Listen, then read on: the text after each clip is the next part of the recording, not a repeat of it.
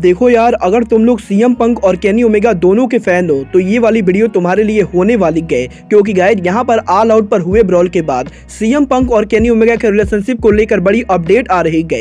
AEW के locker room में CM Punk के हिट होने को लेकर कोनन का काफी बड़ा बयान आ चुका है। रेसलिंग इंडस्ट्री में क्या चीजें सबसे ज्यादा इंपॉर्टेंट होती है, इसको लेकर जेरिको ने बड़ा खुलासा कर दिया है। ब्रायन केज के टोनी खान को रीसाइन करने को लेकर स्टेज से बहुत ही बड़ी अपडेट आ रही है। और गाइस क्या डब्ल्यूडब्ल्यूई और एनजेपीडब्ल्यू पार्टनरशिप में काम कर रहे गए, इसको लेकर एनजेपीडब्ल्यू सुपरस्टार रॉकी रोमेरो ने काफी बड़ा खुलासा कर दिया है। तो गाइस चलिए बिना किसी देरी के शुरू करेंगे इस वीडियो को। और गाइस सबसे पहले बात करते हैं ब्रायन केज की। वेल गाइस, अगर आप लोग एलीट मैनिया को रेगुलरली फॉलो कर रहे हो तो गाइस आप लोग को मालूम होगा कि ब्रायन केज का एईडब्ल्यू कंटेंट आने वाले कुछ हफ्तों में ओवर होने वाला है। और गाइस बहुत सारे लोग ये बिलीव करते गए कि ब्रायन केज के कंटेंट के ओवर होने के बाद ब्रायन केज एईडब्ल्यू कंपनी को लीव करेंगे। बट गाइस यहीं इस हफ्ते अब रेसलिंग इनसाइडर का ये कहना है कि रिसेंटली जिस तरीके से एईडब्ल्यू के टेलीविजन के ऊपर टोनी खान ने ब्रायन केज को काफी सारे मैचेज में बुक किए हैं, उन चीजों को देखने के बाद रेसलिंग इनसाइडर को ये लगता है कि Tony Khan possibly Bryan Cage को रीसाइन करने वाले गए।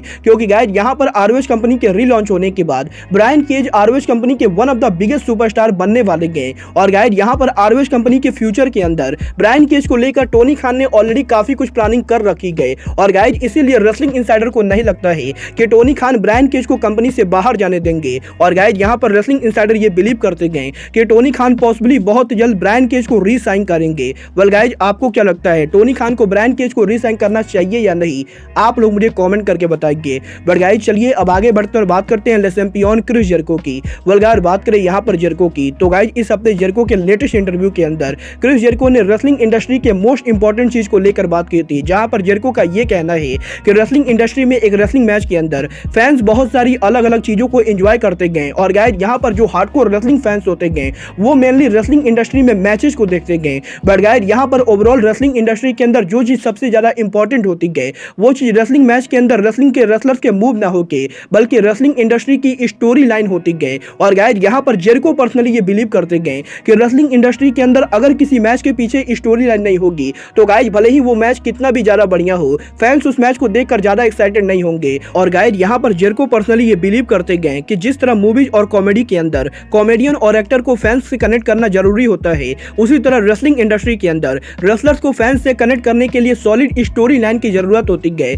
और गाइस यहां पर जेरिको को ये लगता है कि रेसलिंग इंडस्ट्री में अगर सॉलिड स्टोरी लाइन नहीं होगी तो गाइस किसी भी मैच का कोई भी वैल्यू नहीं गए। वेल गाइस आप लोग जेरिको की इन बातों से एग्री करते हो या नहीं, आप लोग मुझे कमेंट करके बताइए। बट गाइस चलिए और बात करते हैं आर्गुबली एईडब्ल्यू के दो सबसे बड़े सुपरस्टार केनी ओमेगा और सीएम पंक की। वेल गाइस जैसा कि आप सभी लोगों को मालूम है, एईडब्ल्यू ऑल आउट पर एलीट और पंक के हुए ब्रॉल के बाद पंक एईडब्ल्यू के शो पर अपीयर नहीं हो रहे गए। और गाइस यही करीबन 5 महीनों तक इस ब्रॉल के पूरा हो जाने के बाद अब इस हफ्ते रेसलिंग इनसाइडर की लेटेस्ट रिपोर्ट के अंदर रेसलिंग इनसाइडर ने सीएम पंक और एलीट के रिलेशनशिप को लेकर बात की गई, जहां पर रेसलिंग इनसाइडर ने इस चीज को कंफर्म किया है कि सीएम पंक और यंग बस के बीच में अब भी पॉसिबली काफी ज्यादा हिट हो सकता है। बट गाइस जहां तक बात रही पंक और केनी ओमेगा की तो गाइस यहां पर रेसलिंग इनसाइडर का ये कहना है कि एईडब्ल्यू के ऑल आउट के हुए ब्रॉल के बाद सीएम पंक और केनी ओमेगा ने एक दूसरे से काफी बार बात की गई। और गाइस यहां पर जब ऑल आउट पर ब्रॉल हुआ था तो गाइस उस ब्रॉल के कुछ घंटों के बाद ही केनी ओमेगा और सीएम पंक ने एक दूसरे से बात की थी,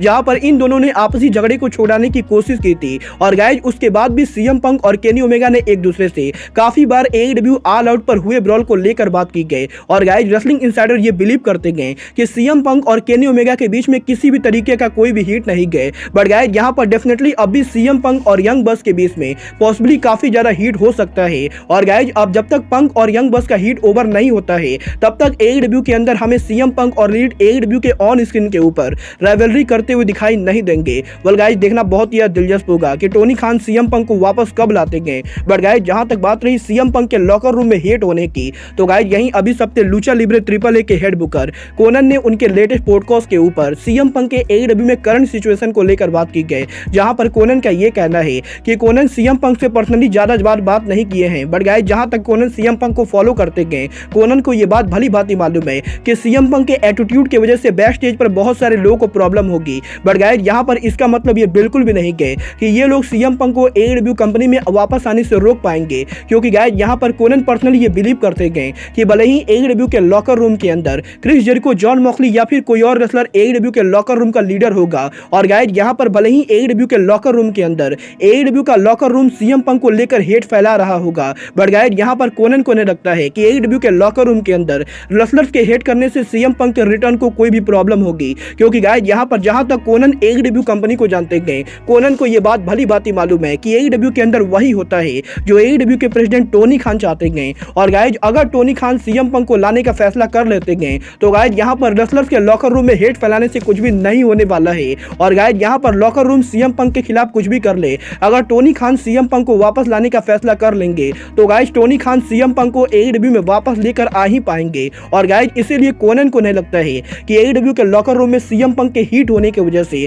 सीएम पंक के रेसलिंग में रिटर्न होने से कोई भी प्रॉब्लम होने वाली है। वेल गाइस अब ये तो आने वाला टाइम बताएगा कि टोनी खान AEW के लॉकर रूम में AEW के बड़े सुपरस्टार्स की सुनते गए या फिर टोनी खान उनके फेवरेट रेसलर सीएम पंक को वापस लाते गए। बट गाइस जहां तक बात रही टोनी खान की, तो गाइस यहीं अभी हफ्ते AEW के पार्टनर इन प्रमोशन NJPW के one of the head Booker Rocky रोमेरो ने उनके लेटेस्ट इंटरव्यू के अंदर NJPW और WWE के पार्टनर लेकर बात की गई, जहां पर इस हफ्ते रॉकी रोमेरो के लेटेस्ट इंटरव्यू के अंदर रॉकी रोमेरो ने फाइनली ये रिवील कर दिया है कि WWE और NJPW पार्टनरशिप के अंदर काम कर रहे हैं या नहीं, क्योंकि गाइस यहाँ पर हाल फिलहाल में WWE के काफी सारे रेसलर NJPW के रेसल किंगडम पेपर व्यू पर अपीयर हुए थे। और गाइस क्योंकि कार्ल एंडरसन WWE के कॉन्ट्रैक्ट में होने के बाद भी NJPW के रेसल किंगडम पर काम कर रहे थे, तो गाइस इसीलिए बहुत सारे लोगों को ऐसा लगता है कि पॉसिबली NJPW और WWE पार्टनरशिप के अंदर काम कर रही गए। बट गाइस यहीं इस हफ्ते और रॉकी रोमेरो ने यह कंफर्म कर दिया है कि NJPW और WWE के बीच में किसी भी तरीके की कोई भी पार्टनरशिप नहीं गए।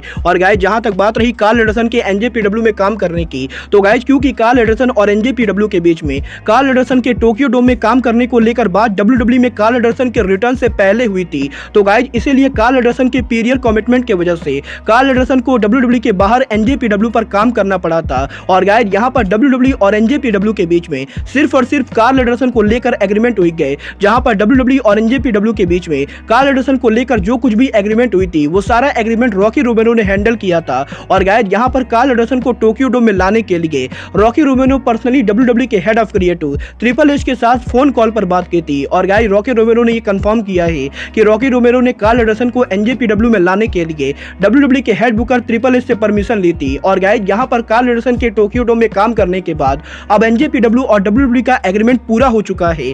और गाइस इस समय WWE और NJPW के बीच में ना तो किसी भी तरीके का कोई भी एग्रीमेंट है और ना ही किसी भी तरीके का कोई भी पार्टनरशिप। और गाइस रॉकी रोमेरो ये कंफर्म कर रहे हैं कि NJPW अमेरिका के अंदर इस समय सिर्फ और सिर्फ AEW के साथ कमिटमेंट में गए। और गाइस यहां पर अमेरिका के अंदर NJPW AEW और इम्पैक्ट रेसलिंग के अलावा और किसी कंपनी के साथ काम नहीं करने वाली गए।